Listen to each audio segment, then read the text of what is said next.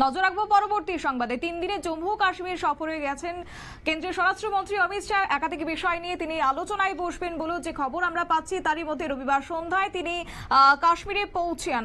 বিমানবন্দরে ওনাকে স্বাগত জানিয়েছেন রাজ্যপাল। সোমবার পরিদর্শন করে ভারত পাকিস্তান সীমান্ত পরিদর্শন তিনি করেছেন। যাবো বিস্তারিত, আমাদের সঙ্গে যুক্ত হয়ে আছে প্রতিনিধি রাজীব দত্ত। রাজীব, কি জানতে পারছো এবং আজকে এই যে আলোচনায় বসে কি কি বিষয় নিয়ে থাকছে? দেখো, প্রথমেই বলি যে প্রথম জম্মু কাশ্মীরের নির্বাচনের পর, অর্থাৎ ওমর আব্দুল্লাহ মুখ্যমন্ত্রী হওয়ার পর গত বছর অক্টোবর মাসে নির্বাচন হয়েছে এবং তারপর কিন্তু এই কেন্দ্রীয় স্বরাষ্ট্রমন্ত্রী অমিত শাহ প্রথম জম্মু কাশ্মীরে গেলেন। এবং জম্মু কাশ্মীরে তিনি যাওয়ার যে শিডিউলটা ছিল, সেটা ওনার যাওয়ার কথা ছিল আজকে, তারা গতকালই রাত্রে শিডিউল চেঞ্জ হয়ে যায় এবং তিনি হঠাৎই কিন্তু রওনা দেন জম্মু কাশ্মীরের দেশে। 2 দিনের সফরসূচি ছিল, সেটা কিন্তু 3 দিনের সফরসূচি হয়ে গিয়েছে। এবং তার মূল কারণটা হচ্ছে, জানো যে জম্মু কাশ্মীর এখন ইউনিয়ন টেরিটরি। কেন্দ্রীয় সরকার তারা প্রতিশ্রুতি দিয়েছে যে ইউনিয়ন টেরিটরি থেকে তোমার পুরো রাজ্যে ফর্মে আবার ফিরিয়ে আনা হবে এবং এই বিষয় নিয়ে ভারত সরকার কাজও করছে। তো তার আগে এই জম্মু কাশ্মীর যাওয়া অত্যন্ত একটা গুরুত্বপূর্ণ, কারণ জম্মু কাশ্মীরের গত কয়েকদিন ধরে যেভাবে কাঠুয়াতে যেভাবে নিরাপত্তা কর্মীদের সঙ্গে সংঘর্ষ হয়েছে, সংঘর্ষ চলেছে, আমরা দেখেছি 2জন জঙ্গি মারা গেছে, 2জন সেনা কর্মী, 2জন পুলিশ কর্মী মারা গেছে এবং প্রায় দিনই কিন্তু পাকিস্তানি জঙ্গিরা ভারতের সীমানায় দিয়ে ঢুকে পড়ছে। অর্থাৎ এই সমস্ত বিষয় নিয়ে, নিরাপত্তা ব্যবস্থা নিয়ে কারণ কথা বলতে যেমন তিনি ওখানে গেছেন, একইভাবে জম্মু কাশ্মীরের উন্নয়ন নিয়েও তিনি, যেহেতু ইউনিয়ন টেরিটরি, সেহেতু কেন্দ্রীয় সরকারের অত্যন্ত একটা গুরুত্বপূর্ণ জম্মু কাশ্মীরের উন্নয়নের উপর ব্যাপক নজর দেওয়া হচ্ছে এবং সেই বিস্তারিত নিয়ে কথা বলার জন্য তিনি ওখানে গেছেন। এবং তিনি আজকে যেটা আমরা খবর পেয়েছি, তিনি কাঠুয়া অঞ্চলে যে বিএসএফ যে ক্যাম্প রয়েছে, বিনয় ক্যাম্প, সেই ক্যাম্পে গেছিলেন। ভারত পাকিস্তান সীমান্ত, সেখানে তিনি কিছুক্ষণ পরিদর্শন করেন, দেখেন নিরাপত্তা ব্যবস্থা কি অবস্থা রয়েছে এবং সেখানে পদস্থ সেরা কর্তাদের তারা বুঝিয়ে বলেন এবং যে জায়গাটায় হামলা হয়েছিল সেই জায়গাটাও কিন্তু অনেকটা দূর থেকে তাকে দেখানো হয়েছে কোন জায়গা অঞ্চলে দিয়ে ঢুকছে মূলত পাকিস্তানি জঙ্গিরা, অর্থাৎ সেই জঙ্গলটাও দেখানো হয়েছে।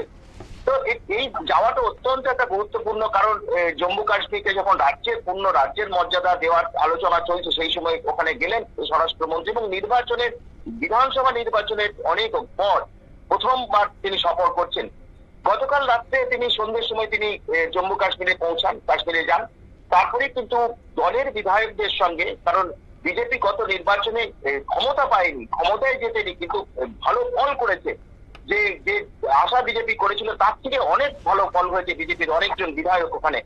অর্থাৎ সেই জায়গায় দাঁড়িয়ে যে বিজেপি বিধায়কদের সঙ্গে তিনি বৈঠক করেন, বিজেপির সদর দপ্তর, যে জম্মু কাশ্মীরের সদর দপ্তর, সেখানে তিনি বৈঠক করেন এবং বিজেপি বিধায়কদের নির্দেশ দেন উন্নয়নমূলক কাজ করতে হবে, মানুষের সঙ্গে সম্পর্ক বাড়াতে হবে। তো দীর্ঘক্ষণ সেই বৈঠকটা তিনি করেন এবং সেখানে একটা রূপরেখা তৈরি করে দেন যে আগামী দিনে কিভাবে জম্মু কাশ্মীরের উন্নয়নে কাজ হবে বা কিভাবে মানুষের সঙ্গে সম্পর্ক আরো বাড়াতে হবে। সেটার পাশাপাশি তিনি উন্নয়ন নিয়ে আজকে যে বৈঠকগুলো করবেন, তার মধ্যে রাজ্য প্রশাসনের সঙ্গে বৈঠক করবেন, যে কিভাবে কোন সেক্টরে কিভাবে উন্নয়ন হচ্ছে সেই বিষয়গুলো যেমন জানার চেষ্টা করবেন এবং আগামী দিনে আরো কোন সেক্টরগুলোতে উন্নয়ন দরকার সেটাও তিনি করবেন, বৈঠকটা করবেন। সেই সঙ্গে আজকে এবং আগামীকাল দুতরফেই দুদিনই বৈঠকটা হবে। সেটা হচ্ছে জম্মু কাশ্মীর পুলিশের কর্তারা থাকবেন, সেনা এবং আধা সেনা পদস্থ কর্তারা থাকবেন এবং সেই সঙ্গে ইন্টেলিজেন্স ব্যুরো এবং রয়ের পদস্থ কর্তারা থাকবেন। তাদের সঙ্গে গোপন বৈঠক করবেন নিরাপত্তা নিয়ে, কারণ তারা অত্যন্ত একটা জম্মু কাশ্মীর যেন যে পাকিস্তান বারবার এই জায়গায় কখনো আমাদের সেনাদের উপর গুলি চালাচ্ছে, তারা যে চুক্তি সেটা ভাঙছে এবং বেশিরভাগ ক্ষেত্রে পাকিস্তানের সহযোগিতা নিয়ে পাকিস্তানি জঙ্গিদের ভারতে প্রবেশ করতে সাহায্য করা হচ্ছে। এই সমস্ত যে কি অবস্থা সরকারে শুনবেন এবং নিরাপত্তা ব্যবস্থা নিয়ে তিনি আরো কিছু নির্দেশ দেবেন এবং পাশাপাশি জম্মু কাশ্মীরের প্রশাসনের সঙ্গে উন্নয়ন নিয়ে মিটিং হবে, যাতে আগামী দিনে আরো উন্নয়ন জম্মু কাশ্মীরের জন্য করা যায় সেই বিষয়টা নিয়ে কথা হবে। এবং আজকের দুপুরে যে অনুষ্ঠানটি আছে, কারণ এই 3 দিন ধরে তার অনুষ্ঠানে আজকে প্রচুর তার কর্মসূচি আছে, তার মধ্যে দুপুর 2:30 নাগাদ রাজভবনে তিনি মানে সেনা জম্মু কাশ্মীর পুলিশের যে সমস্ত মানে বিভিন্ন মানে পুলিশ কর্মী যারা এই জঙ্গিদের সঙ্গে সংঘর্ষে মারা গিয়েছেন তাদের পরিবারগুলোর সঙ্গে দেখা করবেন, তাদের পরিবারের গুলোকে যাদের চাকরি, সরকারের চাকরি, তাদের কিছু চাকরি পাওয়ার কথা, সেই চাকরির অ্যাপয়েন্টমেন্ট লেটার তুলে দেবেন।